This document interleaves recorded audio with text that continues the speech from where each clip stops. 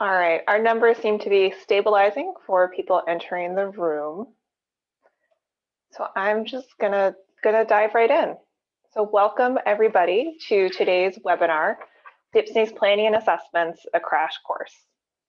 We're really excited here at DHPSNY to be able to offer our planning and assessment services in the foreseeable future in a safe virtual environment. And today I'm here to give you a sense of what these virtual planning and assessment services are, as well as just in general, what are our planning and assessment services. My name is Anastasia Matijkiw, and I'm the Program Manager for the Documentary Heritage and Preservation Services for New York program, which we lovingly refer to as DHPSNY, which rhymes with Disney.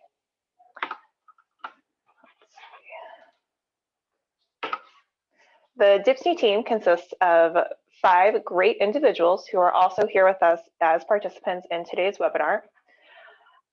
We have across the top from right to left, myself. We have Marissa Halderman, our communications coordinator, Leah Descher, our education outreach specialist, and on the bottom row, we have Kate Phillipson, our archives specialist, and Amanda Murray, our preservation specialist. So the 5 of us are here today. We'll be able to answer questions as you drop them in, and I'll be taking us through the crash course that we have planned out for today. Just a little bit of housekeeping briefly. This webinar is being recorded, just so you're all aware. And I also invite all of you to submit questions as well as to introduce yourself to all of the others attending here today via the chat feature. I'll be keeping an eye on questions as I go through, as well as the rest of the DHPSNY team. I will say if you do have specific questions that are unique to your institution, particularly when it comes to eligibility, we might be asking you to follow up with us after the webinar so that we can have a more in-depth discussion. So, today's webinar. Today we're focused on defining what exactly are planning and assessment services and how do they exist in a virtual sphere. I've borrowed a little bit from middle school days and have kind of taken the 5 W's and adjusted them a little bit to provide a framework for what we're talking about today. We've got what are our planning and assessment services, why should you apply, defining who actually is eligible, what do they look like virtually, and most importantly, where can you apply? So I'm hoping to cover this content in about 25, 30 minutes, and then we'll have lots of time for questions afterwards. But first and foremost, what exactly is DHPSNY for those of you who might be new to our services? DHPSNY, as I said earlier, the Documentary Heritage and Preservation Services for New York program, is a statewide program for New York State that's intended to provide free planning and assessment services to the vast network of collecting organizations across the state of New York. We offer a range of services, which include the planning and assessment services I'll be talking about today, as well as webinars, online courses, and a variety of networking opportunities. DHPSNY as a program was established by the New York State Archives and the New York State Library through the Office of Cultural Education, with services provided by the Conservation Center for Art and Historic Artifacts in 2016, and we're excited to be sharing that we will be providing these services through 2025.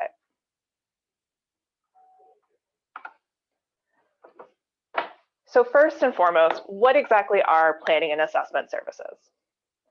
And what are DHPSNY's planning and assessment services as well? So our planning and assessment services are designed to support organizations in improving and advancing their programs with strategies for future growth and development. We offer 5 different tracks. We have our archival needs assessments, our preservation surveys, strategic planning assistance, condition surveys. And then we do have a new service that we'll be announcing later in 2021. I'm not going to talk about it today, but I will let you know that that will be coming soon. And it'll be focused on resource development and capacity building before an institution embarks on our other planning and assessment services. So what exactly are all these services? What do they cover? So there's archival needs assessments. Archival needs assessments thoroughly examine an organization's archival program. They identify specific organizational needs, operational efficiencies, and collections management issues. The assessment itself will help pinpoint problems. It will recommend solutions, set priorities, and help guide the development of your archival program moving forward. It's broken up into 3 main pots. We cover administration, collections management, and then collections care and storage. we also offer preservation surveys, which focus on the risks, both internal and external, to which collections are exposed. It consists of a general evaluation of your organization's preservation needs for the collections. And we divide this into 5 separate pots, looking at preservation administration, building conditions, environmental conditions, security and emergency preparedness, and then collections care. Our strategic planning assistance is a track that's designed with small to medium-sized institutions in mind. We developed a curriculum in conjunction with the New York Council of Nonprofits, also known as NYCON. And this curriculum is designed to have the strategic planning process broken into manageable phases, consisting of webinars, stakeholder surveys, and a retreat that ultimately result in an institution adopting a 3-year strategic plan. Oh, and we also offer condition surveys. They build off of an institution's previous assessment work and offer them an opportunity to evaluate discrete collection materials on a more granular level. So these services all sound great. The next question you might have is, why should you apply? What does a planning and assessment service offer to you? In general, these services are a helpful tool in that they can assist an organization in moving forward an archival program or a preservation program, and also establishing one. They can reaffirm needs expressed by your staff, and they can also highlight new ones that you might not be aware of by working with an outside assessor. It's also an opportunity for funding. Lots of granting organizations do smile on having these types of assessments, sometimes as a prerequisite and sometimes just as helpful documents to have in place. So while I can tell you all the reasons why planning assessments can be helpful, I thought it might be best to share with all of you some of the reasons that sites have shared with us that they've found their assessment services helpful. So the Empire State Air Science Museum, when asked about their archival needs assessment, shared that the survey report was an incredibly detailed and personalized document, that it summarized everything that they thought that they should be doing in one place, and I saw it as a valuable resource moving forward for the years to come. And I can share that they are continuing to refer to this resource moving several years later. When asked about their preservation survey, the Local History Discovery Center at Seymour Public Library was able to share how they were able to leverage it for funding. Based on the priorities that were identified in their assessment, they submitted 2 proposals for outside funding for preservation supplies, and in both cases, they received the funding requested. And as I mentioned before, how these plans help give voice to staff needs as well as to identify new ones. When asked about strategic planning assistance, one of the recipients shared that they found DHPSNY consultants really streamlined the daunting task of presenting the myriad daily needs of the archives to their administration leaders. They found that the planning process was crucial in isolating their priorities and developing a detailed protocol for directing future activities. Overall, all of these services are designed to be a helpful tool to have your institution move forward, whether it's establishing a program or having a checkup for your current program. So at this point, you must be super excited. You know what the services are. You're excited to think about applying for them. But the big question is, who is eligible for these services? Ultimately, our services are provided free of charge to collecting institutions across New York State. In order to be eligible for an archival needs assessment and strategic planning assistance, you must be a nonprofit, non-government cultural institution in New York State that holds historical records and/or library research materials and operates a program to preserve such records and make them publicly accessible. When it comes to preservation surveys and condition surveys, they are also open to nonprofit cultural institutions in New York State. They are also open to local governments that, again, hold historical records or library research materials and operate programs to preserve such records and make them publicly accessible. In terms of size, DHPSNY works with a wide range of institutions from the all volunteer and up. So any institution, as long as you have records and you're making them publicly accessible and you are a nonprofit, you are eligible for these services. So great, you're eligible, you have a service you like, you know what it's going to do for you, but what exactly does a planning and assessment service look like in a virtual environment? For anyone who might have been aware of our services in the past 5 years, each of them consisted of some level of on-site work, with us coming and meeting with an organization, looking through records, looking through storage, and having an on-site conversation with organizations. However, about a year ago, like many others in the world, we had to pivot to think about how do we do all of this virtually. We spent the last year really figuring out what works for sites as well as for us as a team. And as we dive into the coming year's assessments, we've got a pretty good game plan for a process that we think replicates those on-site assessments experiences to the best of our ability in a virtual space. So I'm going to take you through the 4 core services that I've mentioned earlier and share with you a little bit about how we're delivering them virtually. So first, we have condition surveys. These do require a bit more hands-on work. So we are stating that determinations about these will be completed on a case-by-case basis, and that we encourage you to reach out to us directly to discuss how we might deliver a condition survey to your organization in the current environment. I will also add that we are not going to be accepting applications in the upcoming March deadline for condition surveys, but we do encourage you to contact us now so that we can start talking about how we might do these surveys for an application in our summer deadline. Strategic planning is one area where our virtual services have translated relatively well. This is also the point in the presentation where I decided that you didn't all want to be looking at Zoom photos, so I've been sharing some of the DHPSNY pets moving forward for all of your viewing pleasures. So strategic planning translated quite well to the virtual spheres, particularly because we had been doing some of them without going on site in the past.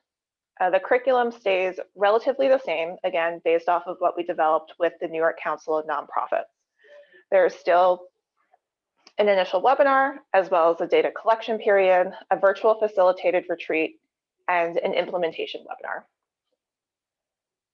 So if you want to learn more about the curriculum for strategic planning, as well as how it's being carried out in a virtual environment, I do encourage you to take a look at the Strategic Planning Assistance page available on our website. We have the curriculum outlined in a PDF document that you can scroll through and share with your staff if this is something that you're looking forward to. I'm sending this out just now because I do want to spend a bit more time diving into the preservation surveys and archival needs assessments where a bit more has changed.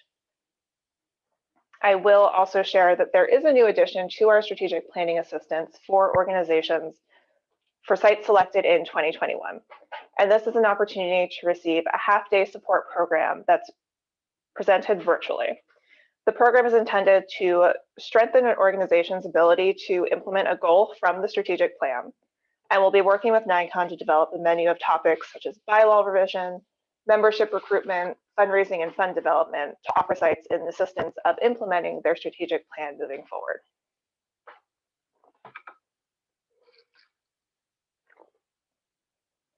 So archival needs assessments and preservation surveys are the one area where things have shifted a bit more.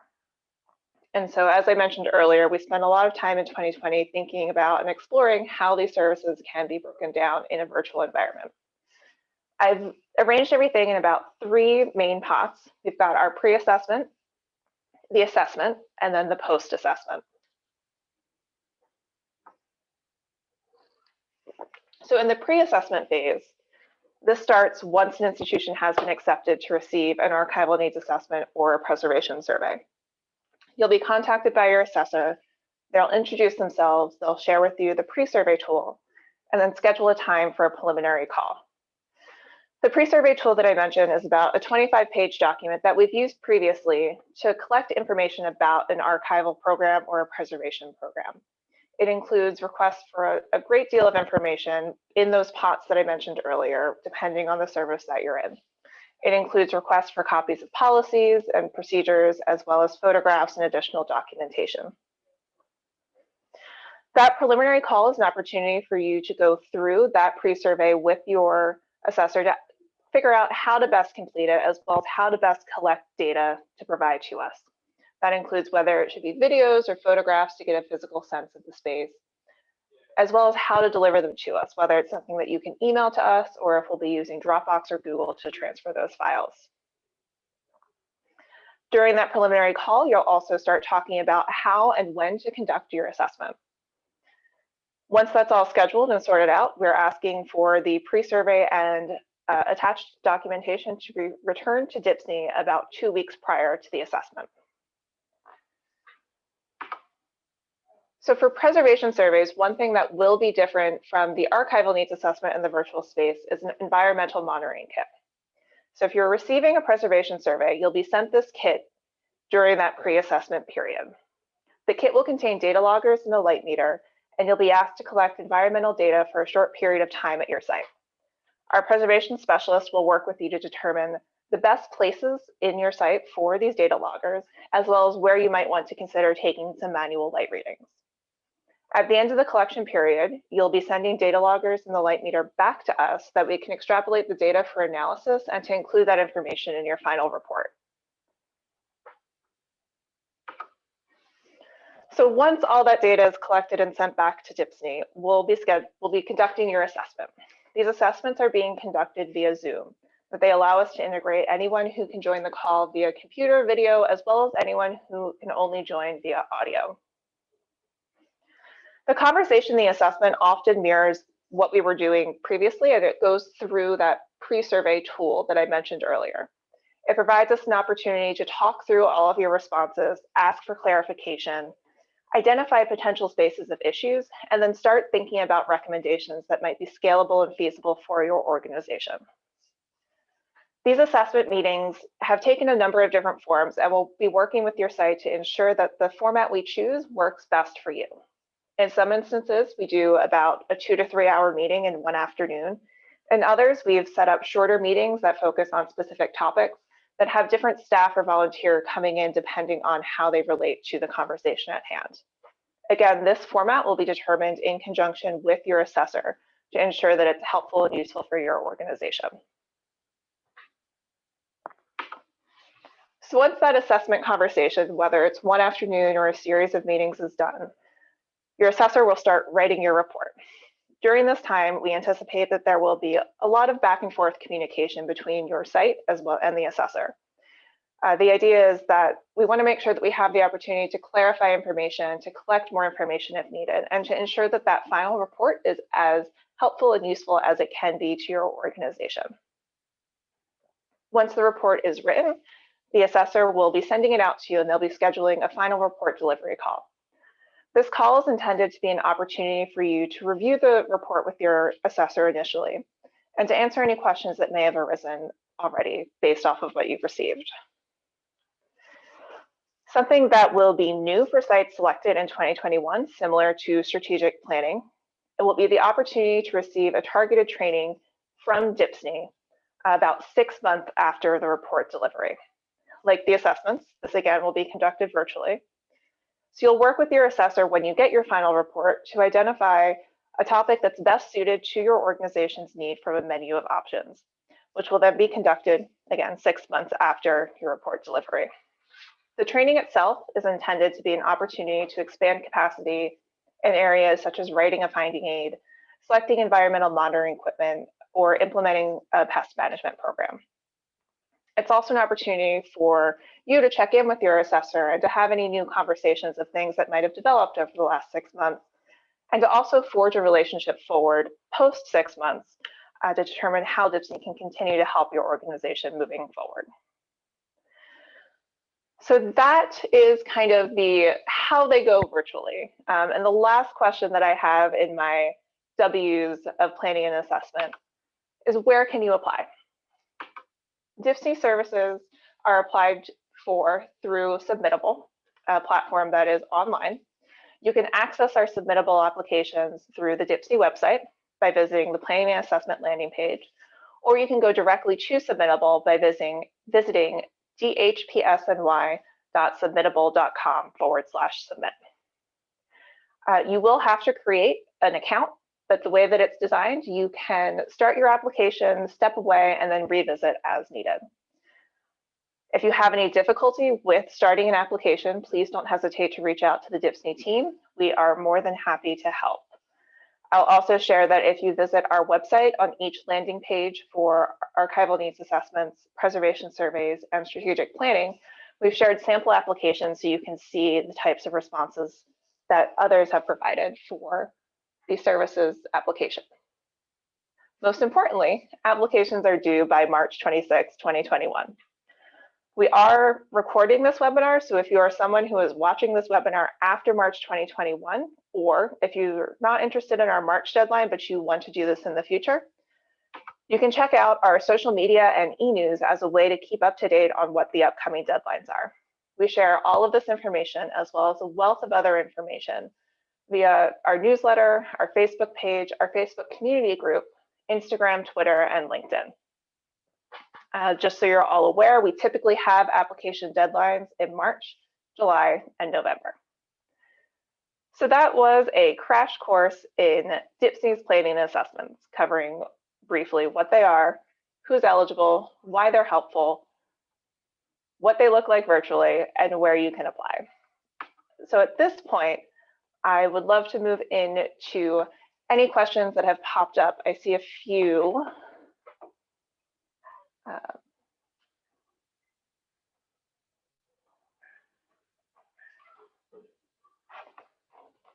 So if there are any questions about these services and how they're being delivered, I encourage all of you to drop them into the chat. You can send them directly to myself as well as the attendees.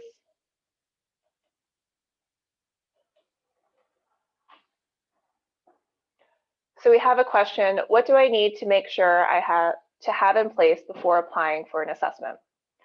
So our application for an assessment is relatively painless. I actually have had grant writers say to us that it is the easiest application that they have ever completed for a grant. Our application asks a series of narrative questions, including asking about what you've done, why you find this assessment or survey useful, as well as how you might implement recommendations moving forward. There are some documents that are required for upload, including proof of nonprofit status, as well as a list of board or staff members and a commitment letter. The commitment letter does have to be written by the highest ranking, whether it's board, executive director, that shows a demonstrated need for service. You can also check out if you look at the sample application, you'll see the list of documents to be attached, just so that you know, and that's also listed at the top of the submittable landing page as well. We have a question, are most institutions who apply accepted? That depends. Some instances we have a lot of interest during an application period, sometimes not. But our goal is to help as many institutions as possible. And if you are not accepted in a round, we will work with you to try to get you to an acceptance in a future round.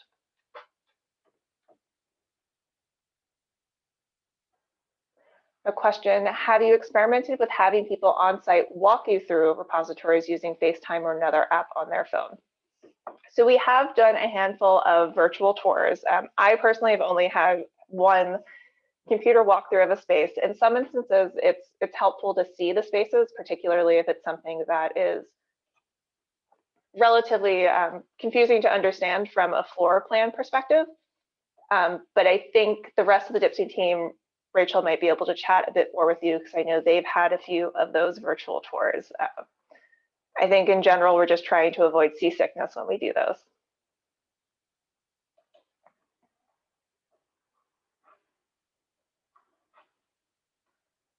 All right. Any other questions about how these services are being delivered? I do have a questions slide, but I wasn't sure how much people would like to see the last of the DHPSNY pets large on their screen. So I will share that briefly for all of you. How soon will recording be available? I would say within the next week, we'll have this available to share.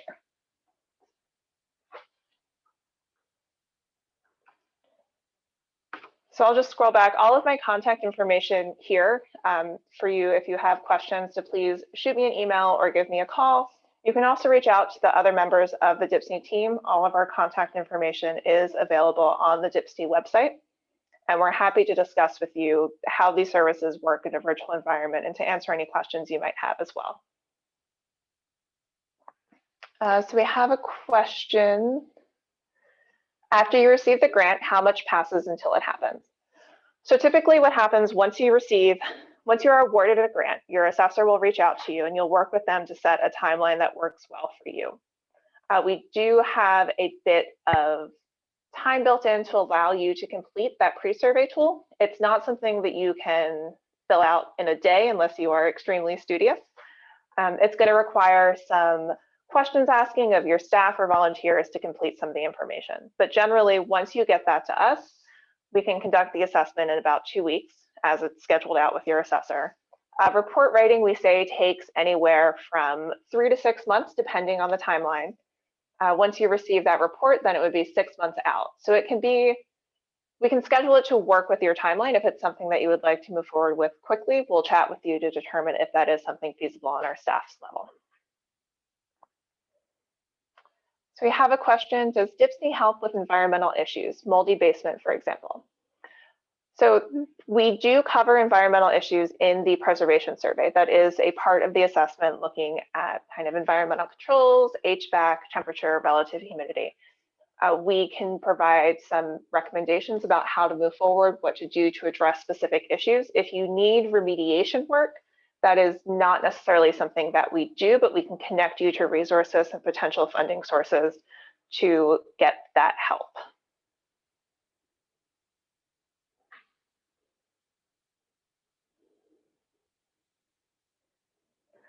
So we do have a question that someone believes one of these services are recommended to do first and which one should be first. There is a general track series that you can follow, but in reality, each of these services, it depends on your organization where you start. For some institutions, starting with strategic planning might be the first place to go because you need to look at things holistically. For others, you might want to start with an archival needs assessment because you need to establish or move forward your archival program, or collections management is where you really need help. I would encourage you, if you are thinking about one or the other, to review what the processes are for each and what they cover, and to think about what would be most helpful for you as an institution at this point. You can also reach out to us as a staff to help discuss what might work best for you. I will also add that in some instances, if you do apply for one service and it becomes apparent in the application that you might be better off in a different service, we'll work with you and the advisory committee to determine how we might be able to provide that other service or award that other service as needed.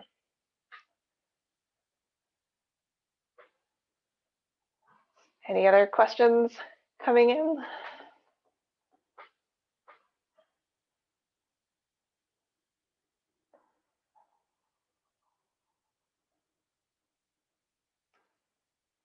So like I had said, we are excited to offer these assessments virtually. We know that it's not the same as an in-person assessment, but ultimately at the end of the day, you are receiving a report that provides you with a wealth of information to move forward and to meet your needs as an institution. We think that having chatted with some sites that received virtual assessments in the past, they do find them useful and helpful tools moving forward, and have said that they see them as the best version of the in-person assessments in a virtual space.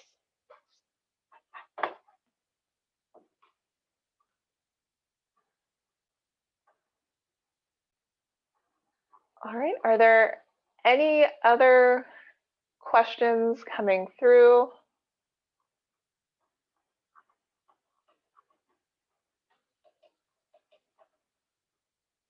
I will also add, in reference to the most recent question about one of them to start with, we will only award you one assessment service at a time. So if you are interested in applying to all of these at some point, we just ask that you work through them linearly. We want to make sure that you are focused on your specific assessment work one at a time. We don't want you splitting your time between trying to do strategic planning and getting a preservation survey at the same time.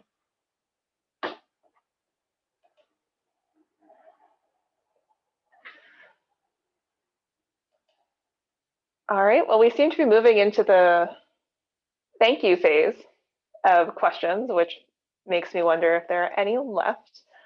So can we apply for more than one? You can apply for more than one, but like I said, you will only be awarded one service. If you're not sure, or you just don't know where to start and you've chatted with us and you're still unsure, you can apply to 2 or 3 services, but it is a good deal of work. And again, you will only be awarded one assessment, planning and assessment service at a time.